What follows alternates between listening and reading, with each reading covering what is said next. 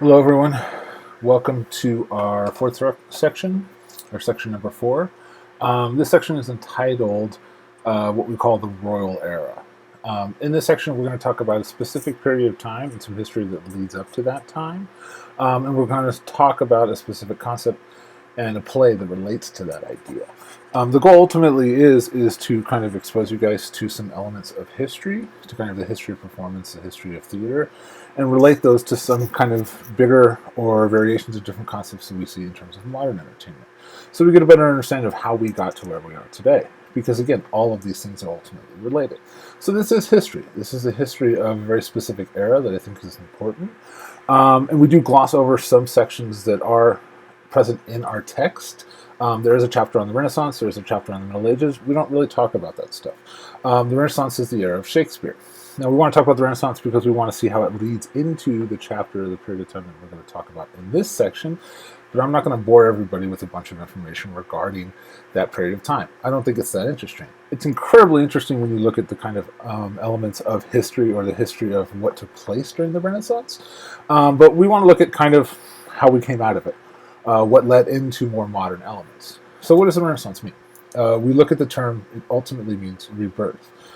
This was an exceptionally important period of time in human history for a lot of reasons. For the development of art, for the kind of development of consciousness and study, science.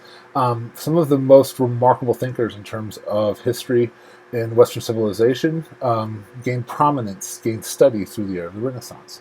And if we look back to before the era of the Renaissance, we're talking about the Middle Ages, or we're sometimes referred to as the Dark Ages. These were a very difficult time in terms of human history in Western Europe. And what the Renaissance gave us through industry, through commerce, through economics, but ultimately through art, was a new way of seeing the world, a new thinking. Prior to the Renaissance, so much of the world's art, so much of the world's culture, education, economics, commerce were based in a very simply rooted kind of religious system. The vast majority of theater that took place prior to the Renaissance was based around God, was based around religion. Access to education was limited to oftentimes people who were a part of the religious movements. People did not know how to read or write. There was not access to wealth of any kind. You lived on the land that you raised. Within that, you grew the food that you eat, you lived, you died. There was not a system in place for people to excel, to learn about philosophy, to learn about science, to learn about government, to learn about art, to create. There was not time for those things. So when we talk about the Renaissance, we talk about a rebirth in terms of revolutionary ideas, a restructuring of society that led to some of the most remarkable artists, some of the most remarkable thinkers, and a kind of restudy of what mattered in society, what was important.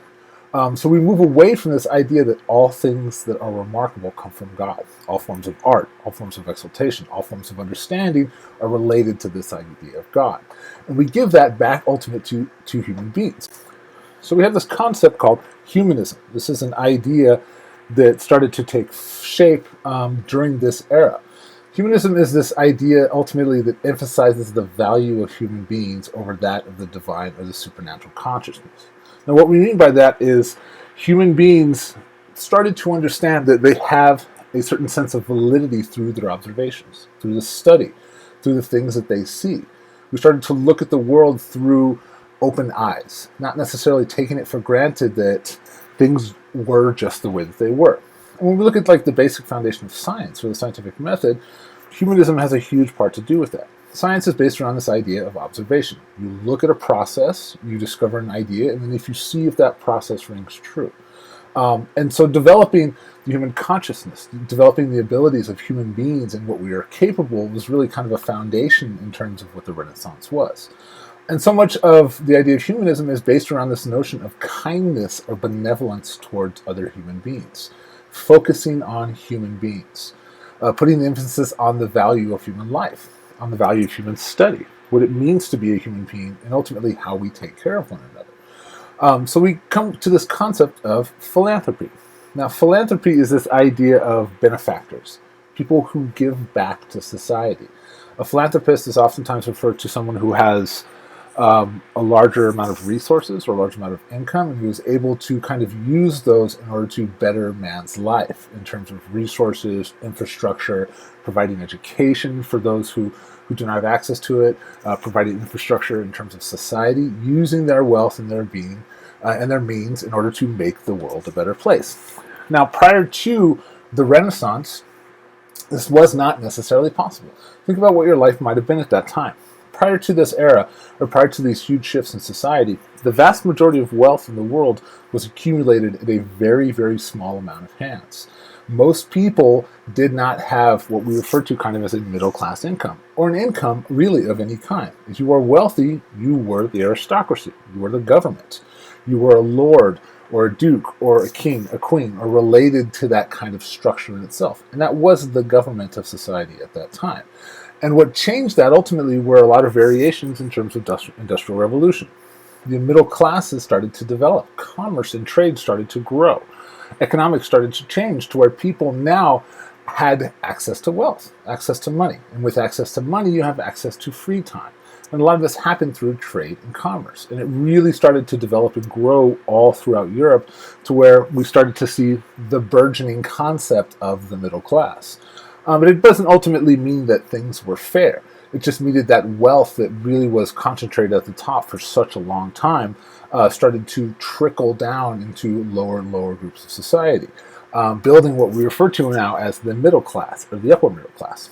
And this had a huge impact on art itself, a huge impact on the era. Again, you cannot have access to arts, you cannot have access to education unless you have time for those things. And unless you have access to food and access to resources, there simply isn't time for those things. People during oftentimes who live in very impoverished areas simply don't have time to read, don't have time to create, don't have time to make things outside of just existing, just surviving. So with that access, with that free time, with that access to wealth and to access to resources in terms of keeping yourself alive, we can be creative as human beings. We can kind of expand and grow our perspective and learn and study the arts and study different concepts and different ideas that start to become relevant to society. And theater ultimately is fundamentally important to this. This is the era of Shakespeare. Now, Shakespeare's plays are considered to be some of the greatest in terms of Western civilization. And we get this concept of what we refer to as a Renaissance man. Now, if you've ever heard the term before, a Renaissance man is someone who is very, very well versed in a lot of different trades. Highly educated, highly artistic, highly creative. We use this term because it really was valued at that time for an individual. And Shakespeare himself was very much what you would refer to as a Renaissance man. He was not just a playwright. He really was a kind of all-around theater practitioner. He was an actor, a producer, a director, a manager. He was not the only master of this time who had these traits. And it wasn't necessarily just about producing these works. He had to get his works put in front of audiences. He built theaters for his company. He spread his writing and his works throughout different aspects of England in order to gain popularity and gain prominence in terms of being a playwright. So he fulfilled a lot of different duties and a lot of different roles in terms of being able to get his work out. And again, with access to money, with access to the ideas of a kind of growing class economy, people have time for watching plays. People have the money and the funds in order to enjoy these forms of entertainment as opposed to just trying to survive. So the big concepts we look at within this kind of section is this idea of how we support or how we look towards governments or societies in terms of how the arts change. These things don't necessarily grow out of organic elements in themselves. If people don't have the time and the resources in order to be creative or in order to look towards entertainment or look towards these different elements, then they're just not going to exist. So they must fundamentally kind of be supported by society. And how do we do that? How do we look towards kind of these different institutions that are either supported by governments or not supported by governments? And that's a big kind of factor when we talk about this chapter, the idea of public versus private spaces. So we ask ourselves this question: how do governments or those in power either contribute to the arts or stifle creativity? A big thing we're going to start to discuss in this chapter is a concept called satire. those who create stories that are a reflection of what they consider to be the vices or problems in society. Satires are a remarkable form of comedy, which we'll get into as we move through this chapter, but they are also oftentimes a reflection of the problems in the world. And what makes a satire interesting is oftentimes it is biting, it is aggressive, it is pushing back in terms of different elements of society, but it's still a fundamental part of some of the comedy and the things that want to see. And some societies ultimately embrace a satire. So, do governments want art that challenges them? Do they want art that is oftentimes offensive or aggressive? Or do they want art to be complacent? And what are they going to do, and how are we going to fulfill these notions as a society? Remember, our governments are us. They are not really separate entities of us. And what matters in this era, the reason we refer to this as the royal era, is because the royalty of this time, the kings and queens of this time, are the government. They're not only the people who make the laws, they're oftentimes the people who establish culture, who establish concepts. And what we mean by that is how society should be lived. Not just in the sense of laws, right or wrong, but in the sense of what is good and what is bad. How we determine what matters in society, and oftentimes in morality itself. And this was a big thing during the time of the Renaissance. What does it mean to be a human being? The Renaissance appreciated human curiosity. The Renaissance appreciated human education, which is what makes it such a remarkable time. It wanted human beings to be more educated, to be more well-rounded, to excel in every possible way. And it gave us an opportunity to grow in a way that was really unimaginable prior to that time, and maybe to some extent even since. So we refer to this again as the royal era. Okay, so we refer to this era as the royal era because of how much influence the aristocracy, how much influence the king and queens, ultimately the king of England and the king of France, had on the kind of rise of the concepts of culture, the rise of the artistic world, and specifically of theater.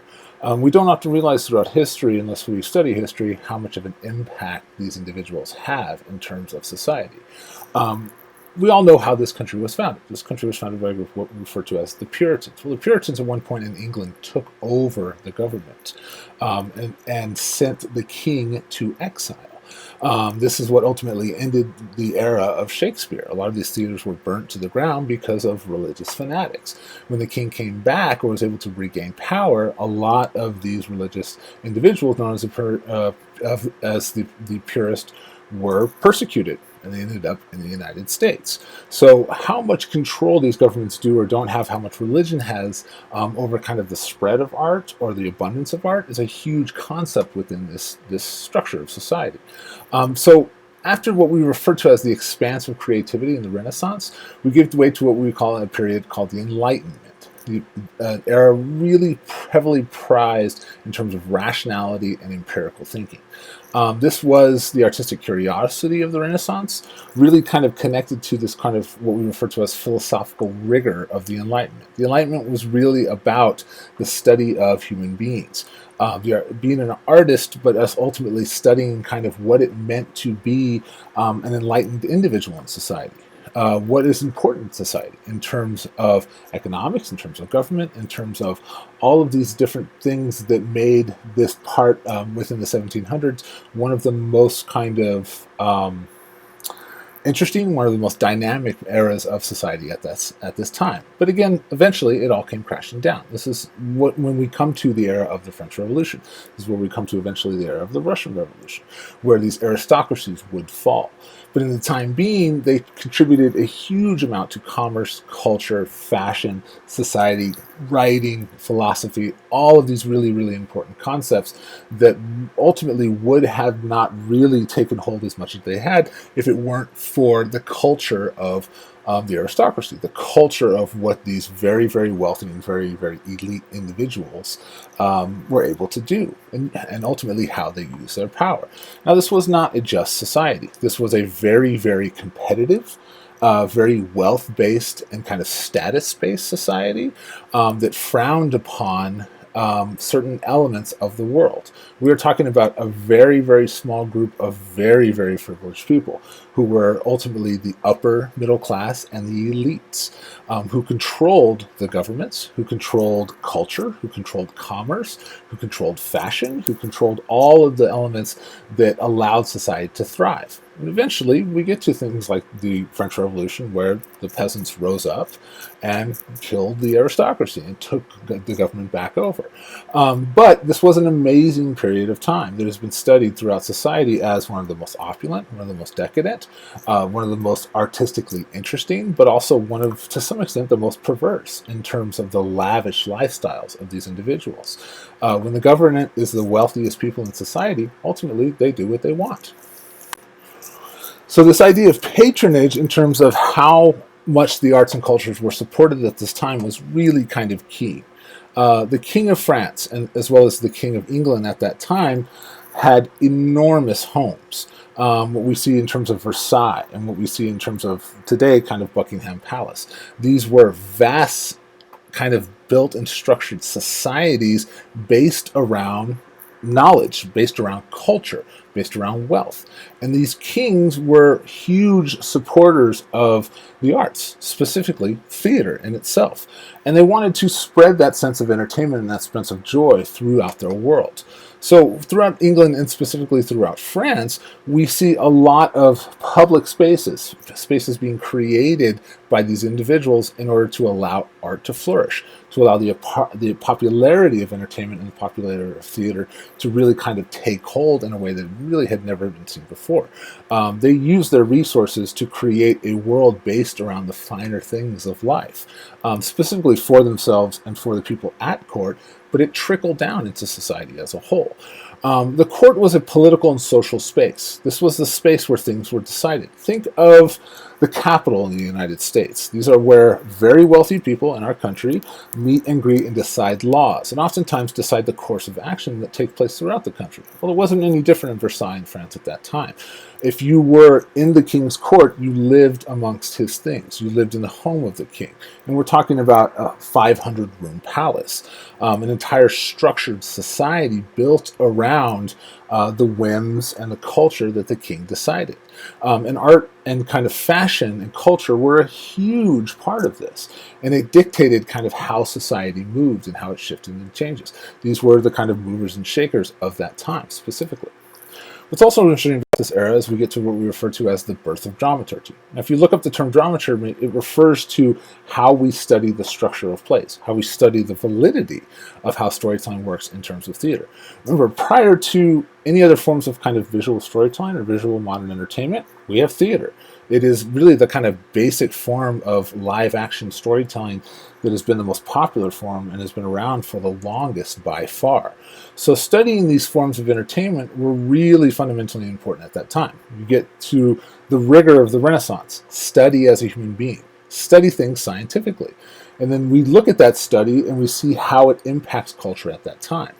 And during this time, this idea of judgment was really, really essential. Human beings love to judge things. We love to say this is good, this is bad. And judgment is essential to decorum, how you behave yourself in society. So we started to study what was good about theater, what was bad about theater. Remember, during this time, Shakespearean theater was no longer popular. It was considered a crude, kind of awful form of theater. So theater needed to be exalted. It needed to take a different form and a different shape. And where do you look for these new forms? Sometimes they grow organically, they just kind of come about. Sometimes we study the past and look to see what other groups were doing at that time. Think about what Shakespearean theater was. If you look at a Shakespearean play, something like Romeo and Juliet, what's remarkable about the story of Romeo and Juliet is when it was performed at its time, women were not allowed on stage. It was illegal. It was unheard of. And this has oftentimes been the case in a lot of theater for a lot of cultures.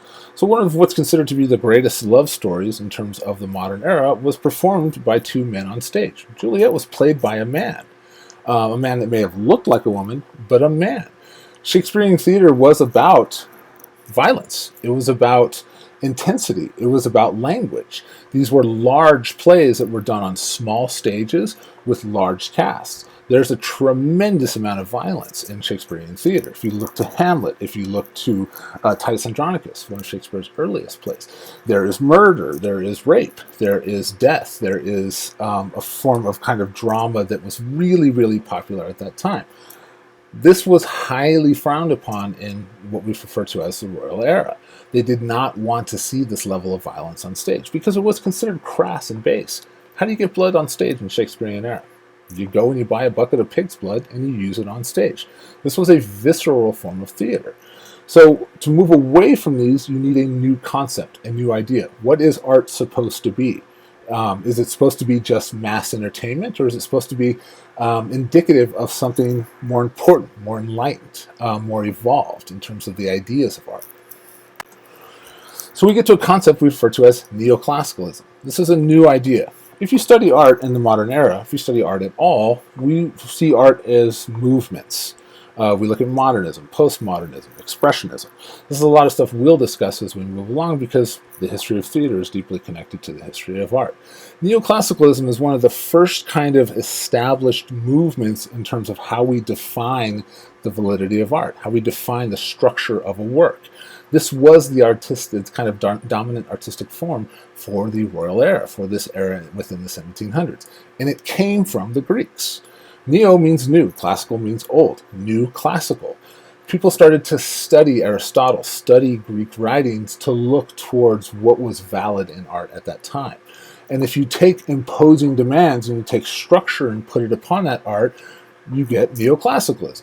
So neoclassicalism was really about a new form of staging theater, a more exalted form, avoidance of onstage violence, setting rules known as unities that controlled the structure of a story.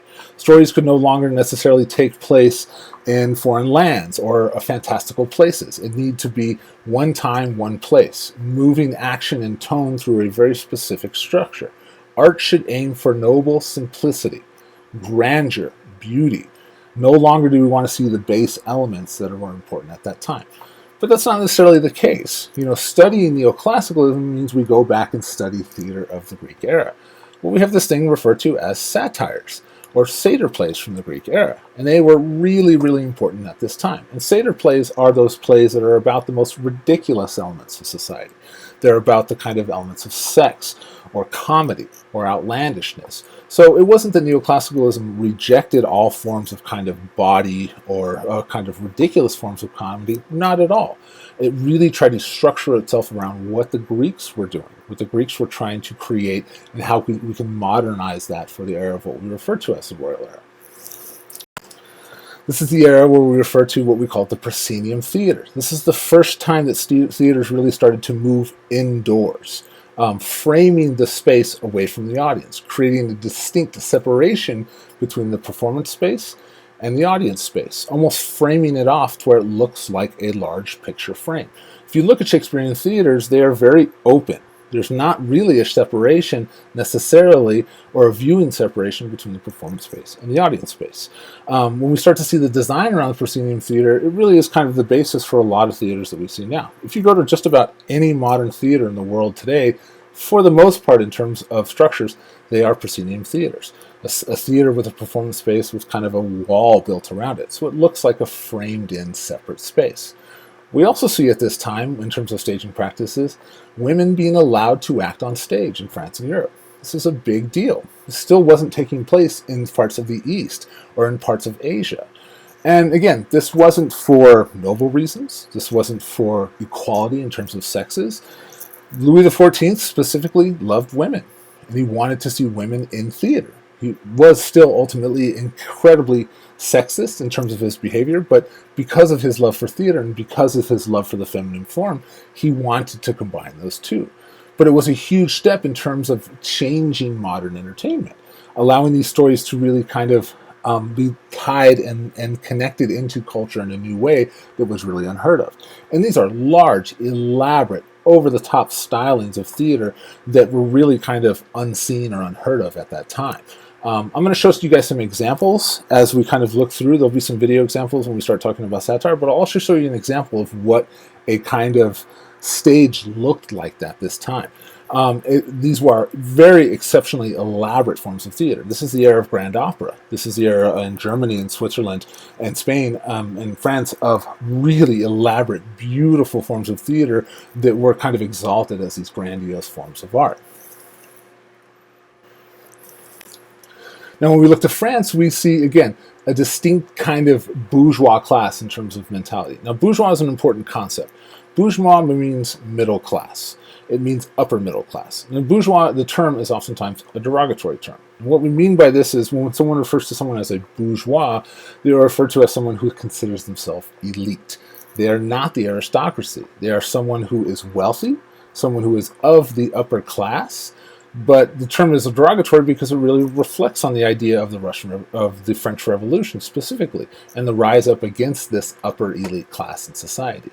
The bourgeois were a nobility-minded class structure in society, very wealthy and very much a part of the structure of the modern government, but also not necessarily of the common people. This class in society started to build theaters. There was this old, very, very popular form of tennis that had kind of fallen out of fashion throughout Europe, specifically in France and then later on in England, and these courts were started to be turned into theaters. They were the kind of perfect space for it.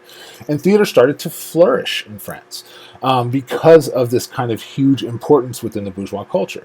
Theaters, productions, plays were parties. They were gatherings. They were places where people could come together and mingle, watch a show, and be a part of the upper elements of society. If you've ever been to an expensive opera, if you've ever been out a night out on the town on a very kind of fancy event, it is a social gathering. It's not just a show. It is as much how you are seen at the show. And we're going to talk specifically about an author named Moliere. Now, Moliere was very much Francis Shakespeare. He is primarily a comedic writer. He really focused on kind of some elements of satire, what we refer to as the foibles of the age of the human condition.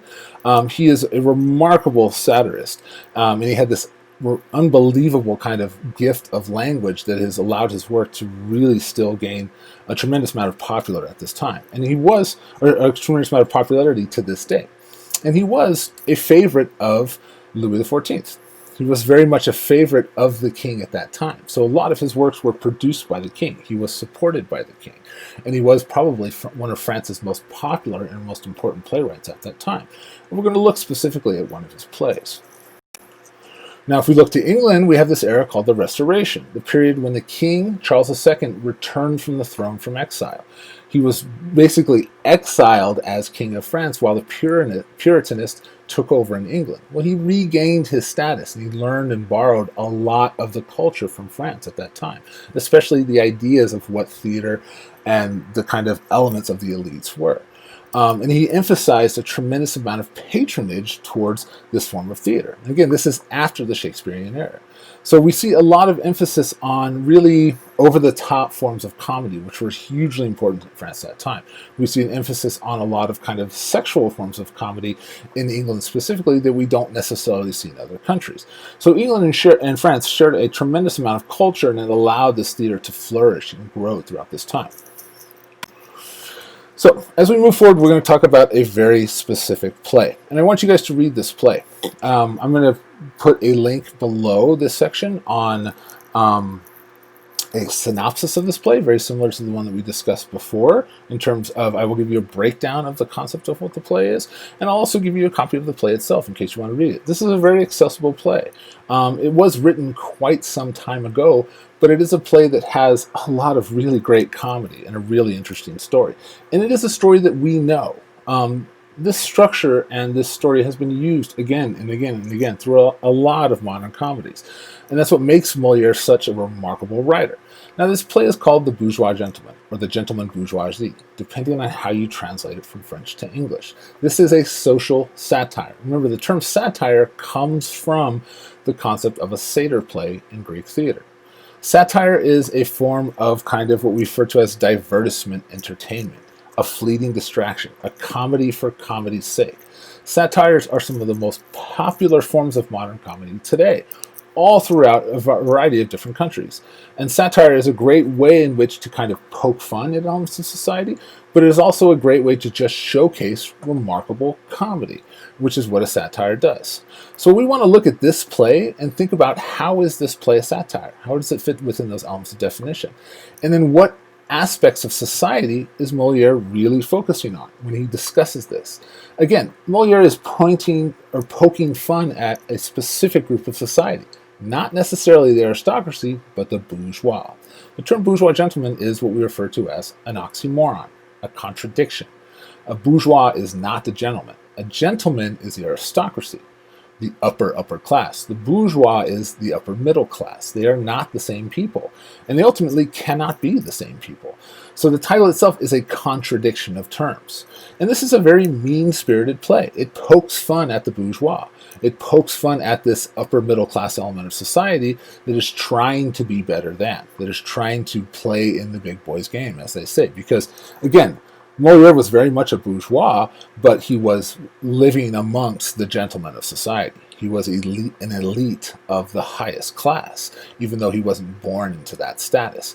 So this vying and kind of pushing and pulling for power in terms of social structure was really, really important at that time. You had to wear the right clothes. You had to hang out with the right people. You had to say the right things. You had to have the right education in order to be taken seriously, in order to thrive in society. It was a very, very competitive place to live for the upper middle class and for the higher echelons of society. And ultimately, the whole thing came toppling down because it is still, again, a ridiculous form of society in many ways. So when we look at this, we want to look at, how is this a satire? And how does Moliere use the structure of this play in order to fit the rules of neoclassicalism, but also to poke fun at certain elements, certain things within society? So we look at, again, how is this a social satire? A satire is the use of humor, irony, exaggeration, or ridicule to expose and criticize people's stupidity or vices. Now, satires were prized at this time. You had to be a smart writer in order to write a good satire. And again, remember, Moliere is not necessarily making fun of aristocracy. He is making fun of some of the ridiculous elements of society. The fact that if you wore the right clothes or you knew the right things to say, you were more important in the world. But his focus really laid on the middle class, the bourgeois, using them as the source of irony, using this as the source of ridicule, and not necessarily poking too much fun at the upper elements of society. Why? Because these were his patrons. The king and the court were the people who were paying for his lifestyle. They were paying for his works. So he needed to create a smart, outlandish comedy that didn't poke too much fun close to home. And good satires oftentimes can do this. This was a very smart society at this time. And oftentimes people appreciated this form of comedy, appreciated this form of kind of ridiculous stylings.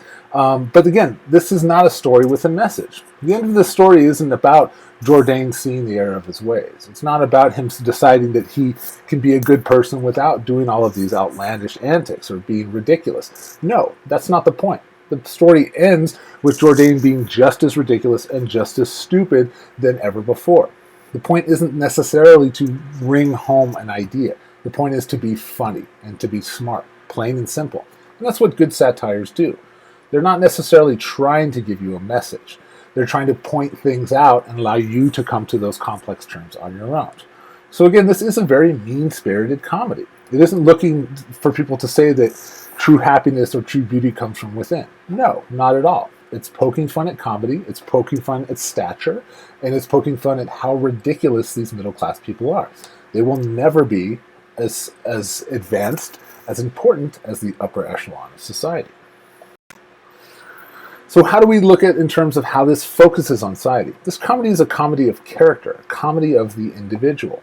So much of the comedy, so much of the ridicule is based around this idea of ambition. This notion that Jourdain's ambition is his downfall.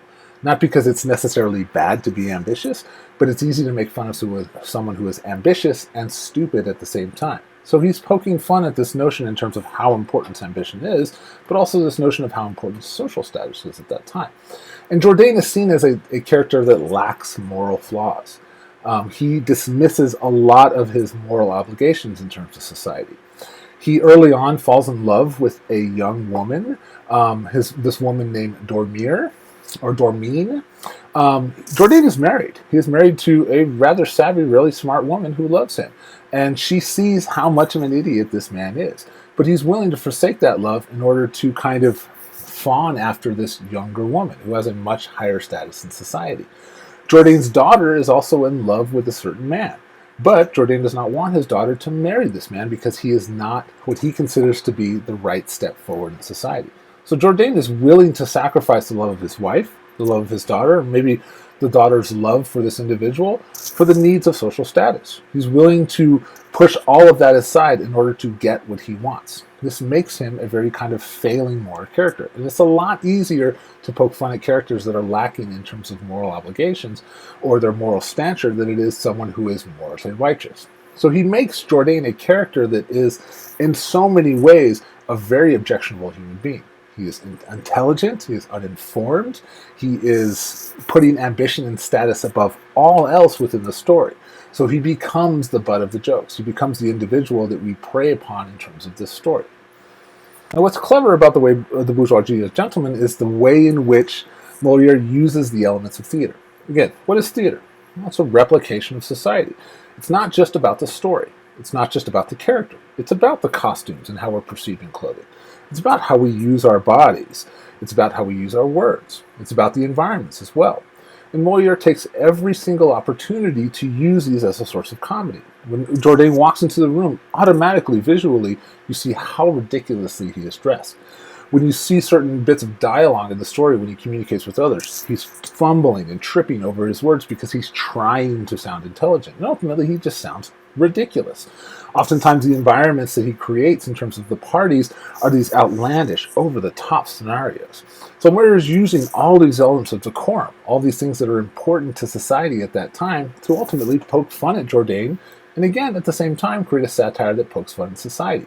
How important are all these things, and how badly does Jourdain ultimately get them wrong? Using these elements was really, really key and important at that time, because these were the fashions, these were the clothes that people wore, that they saw on stage. These were the environments that were reflecting the world around them. It wasn't about storytelling that was simple and straightforward. No, it was elaborate and over the top and exalted. And society lived that way throughout a lot of these different elements. We also look at this idea of social decorum. How does society dictate the ways in which we represent ourselves? Moliere is commenting on the roles that we all strive towards: social expectations, wealth, social progress, culture, greed, and the inadequacies within all of us. It is a very, very smart comedy that ultimately pokes fun at things, but does ring true in a lot of ways in terms of the story structure and how he lays this out. And that's ultimately what a good satire is. Now, for the purposes of this chapter, we are going to do a comparison within the quiz of this week. It's going to be one of the questions that you guys are going to see this Friday. Finding a modern version of a good social satire. Now, we're going to watch, there's going to be a video example below of satires in modern cartoons. Most of the modern satires that we see today in the modern world are done through cartoons. And there's a reason for that. Cartoons are very, very good at kind of cheaply or simply creating a lot of the outlandish forms of comedy that are needed for a satire. Now, if you've ever seen certain films that are over the top and ridiculous, things like American Pie or these kind of outlandish college comedies, these are very much satires. But what's become popular in the modern era are cartoon satires. Things like The Simpsons, things like Rick and Morty, things like Family Guy, things like a wide variety of different types that have been around for a very long time. These are the modern versions of American satires. And we want to look at how are they satires? What are they making fun of? How are they making fun of elements of ambition? How do costumes play into the role of satires? How does speech, moral position, status, skills, environments, all those things that make up the structure of modern day visual storytelling, how are those elements a part of those concepts of satire? So I want you guys to watch the examples that we have below as we talk about in terms of making a comparison to a modern day satire. Remember, a modern day satire is oftentimes comedy for comedy's sake, pure and simple. What's remarkable about things like Family Guy, what's remarkable about things like Rick and Morty, or things like South Park, is that they are offensive in a lot of ways. They are trying to push boundaries. They are not trying to necessarily give you a moral message. Their goal is to make fun of things and be as over the top and as ridiculous as possible, because the comedy is the goal. The comedy and the ridiculous elements of society. And even things like BoJack Horseman have a message behind them, but the goal oftentimes it really is to see how far these boundaries can get pushed, and what kinds of elements can be creative and interesting in terms of what the modern satire is.